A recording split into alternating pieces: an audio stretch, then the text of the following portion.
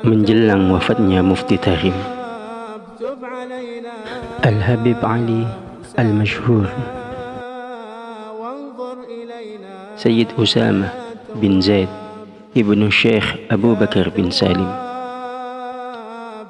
Beliau bercerita, sebagaimana yang kita ketahui bahwa Al-Habib Ali Al-Mashhur bin Muhammad bin Salim bin Hafiz ibnu Syekh Abu Bakar bin Salim, beliau tidak pernah mengeluh jika sakit, baik kepada keluarganya sekalipun.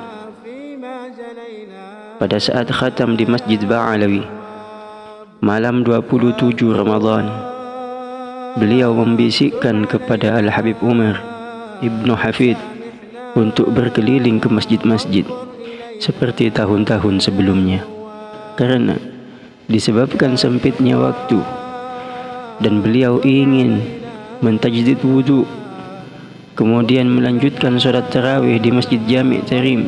Pada saat sholat witir, beliau sudah nampak kelelahan. Seusai sholat witir, beliau mentajdid wudu untuk hadir madaih. 2 kali beliau mentajdid wudu. Pada malam 28 Ramadan, seperti biasa, beliau membuat khataman di rumah, kemudian melanjutkan sholat tarawih yang kedua di Masjid Jami' Tarim. Dan di saat rakaat terakhir, beliau tiba-tiba mundur dan sedikit kelelahan. Setelah saya bertanya kepada beliau, beliau mengatakan, sepertinya gula darahku naik, kata beliau. Pada malam 29 Ramadan, seperti biasa, beliau membuka rumah untuk jamuan buka puasa yang dihadiri oleh para ulama, umara, dan semua kalangan. Pada malam tersebut, Habib menyapa semua tamu yang bersalaman dengan senyuman perpisahan. Bahkan bagi ahli tarim, beliau sambil menyebutkan nama mereka satu persatu. Kemudian beliau melanjutkan sholat tarawih di Masjid Jami' Tarim seperti biasa pada pukul 01.30 KSA. Di pertengahan sholat tarawih, beliau mundur untuk mentajdid wudu, untuk kemudian melanjutkan sholat tarawih menjadi makmum dengan keadaan duduk. Pada hari ke-29 yang bertepatan pada hari Jumat terakhir di bulan Ramadan, dan kebiasaan mengqadha salat 5 waktu yang dilaksanakan di kota Inad, namun karena adanya kabar bahwa jalan menuju Inad ditutup, beliau memutuskan untuk salat Jumat di Mishtah, karena di sana melakukan salat qadha 5 waktu setelah dilaksanakannya salat Jumat. Kemudian beliau melanjutkan dengan memberi nasihat kepada para hadirin.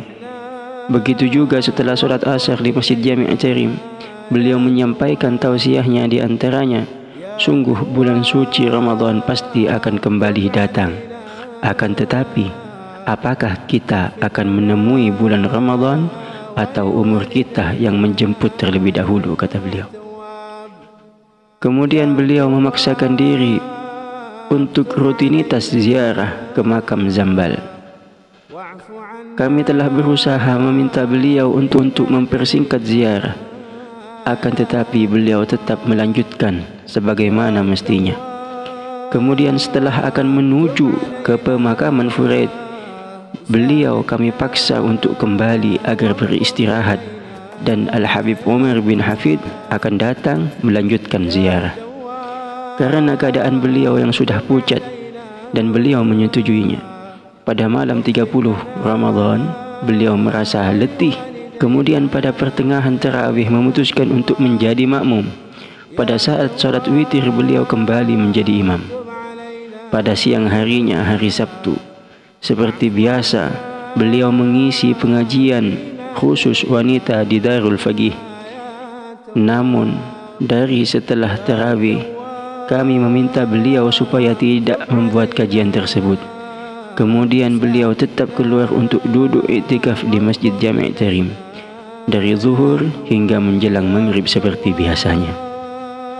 Di sore harinya beliau memanggil saya agar ikut ke rumah beliau untuk mengambil hadiah-hadiah lebaran Beliau bertanya, siapa saja yang sering membantu kita dan orang-orang terdekatmu? Pada malam harinya, yaitu malam Aidul Fitri, beliau memaksakan diri salat Isya di Masjid Jami' Tarim. Beliau datang pukul 01.00 KSA. Di tengah-tengah salat Isya, beliau nampak selalu akan jatuh di dalam salatnya, dan beliau menghidupkan malam tersebut hingga terbit fajar.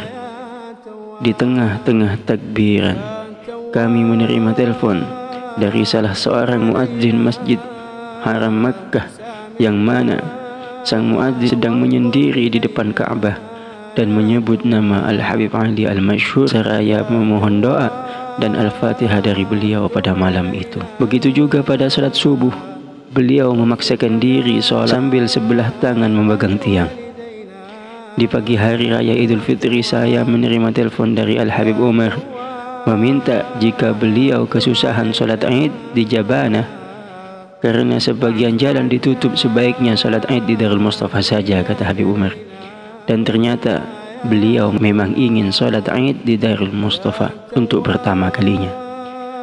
Pada rakaat pertama dan akan melanjutkan berdiri, beliau tidak bisa dan terjatuh, sehingga adik beliau Ammi Abdullah membantu dan beliau lanjutkan rakaat kedua dengan duduk. Seusai khutbah, beliau masih sabar duduk bersama hadirin dan santri jamuan hari raya sekaligus menutup Al-Fatihah, yang mana Fatihah tersebut adalah Al-Fatihah perpisahan kepada Darul Mustafa. Setelah itu kami bawa check up karena kondisi beliau semakin melemah. Pada malam hari dokter memasangkan cairan infus dan obat-obatan dikarenakan beliau tidak mau makan. Pada malam berikutnya saya menerima telepon sekitar pukul 20.00 KSA.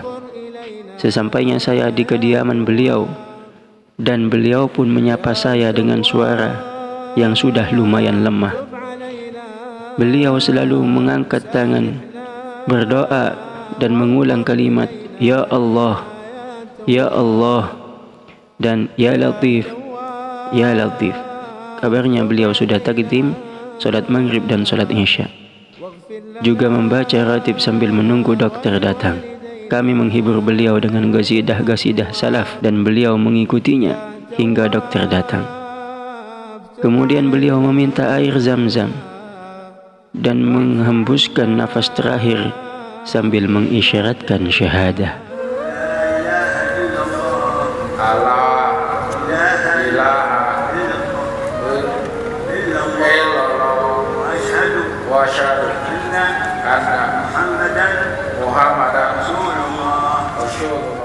Jenazah beliau dikerumuni lautan manusia di kota Tarim.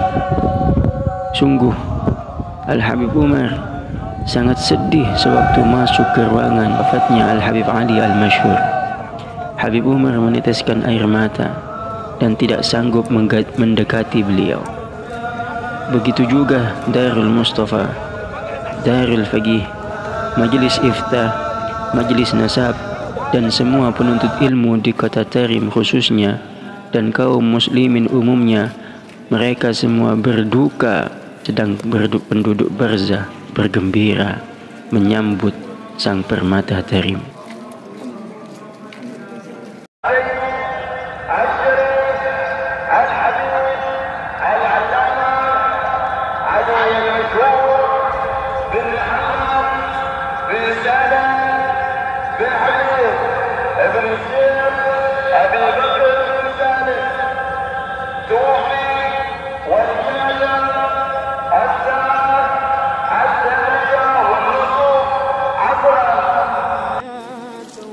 Lihat semangat beliau dalam beribadah dan pelayanan khidmah kepada umat Nabi Muhammad sallallahu alaihi wasallam.